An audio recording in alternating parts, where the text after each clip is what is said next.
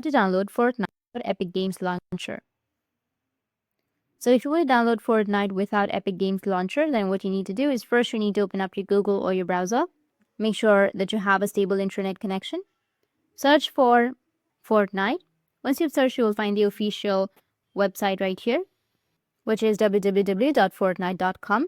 And you can also see different options from Epic Games to many other platforms. If you scroll down, you'll find it, like for example, Xbox, Epic Game Store, PlayStation. So you can just select any of these options that are more convenient for you. Let us first go to the official website of Fortnite. Tap on it. As you tap on Fortnite, you can just scroll down. As you scroll down, you can see different options over here. To download this application on your device, what you'd simply do is tap on the hamburger icon, which is on the top right. Then you can tap on mobile, which is on the bottom here. Here you can see an option to get Fortnite or to install. Just scroll down and then select Android if you're using your Android, or if you're using your iPhone, you can select your iOS, Apple.